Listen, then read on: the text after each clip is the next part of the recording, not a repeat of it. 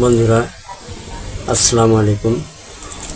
আজ আমি একটি মাইকিং শুনতে পেলাম, যেখানে বলা হচ্ছে যে বাদ জোহর চন্দ্রা মসজিদ হতে ইসরায়েল বিরোধী একটি বিশাল মিছিল বের হবে।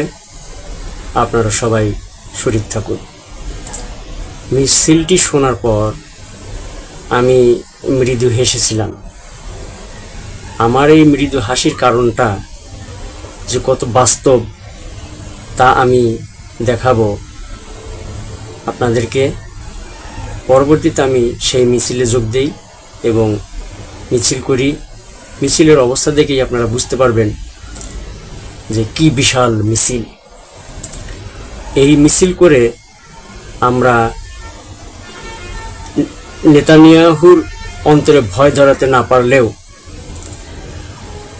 ইহুদি খ্রিস্টানদের কাছে যে আমাদের এই ডাটাগুলি পৌঁছে যাচ্ছে এই ব্যাপারে আপনারা নিশ্চিত থাকতে পারেন, কারণ অনলাইন নিয়ন্ত্রণ করে ইহুদি খ্রিস্টানরা।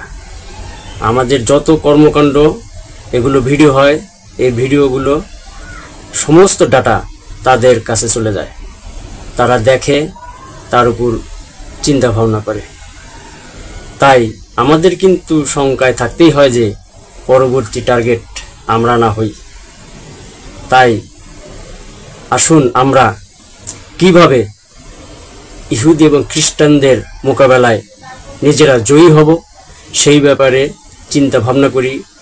নিজেদের জ্ঞান প্রজ্ঞা প্রয়োগ করে অর্থনৈতিক, সামরিক সব দিক দিয়ে আমরা উন্নতি সাধন করি, যাতে করে আমরা সরাসরি তাদের বিরুদ্ধে জিহাদ করতে পারি। নইলে এই সামান্য এই ছবিতে জুটাপেটা করে মাইকিংয়ে আজে বাজে কথা বলে তাদেরকে বিগড়িয়ে দেওয়ার কোনো মানে হয় না। একটা কথা আছে যে এ পাগল তুই না ঢুলেস না। পাগল তখন বলে, আরে আমি তো ভুলেই গিয়েছিলাম, তোমরাই তো আমাকে মনে করিয়ে দিলে।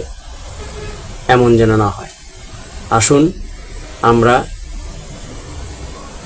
ফিলিস্তিনিদের প্রতি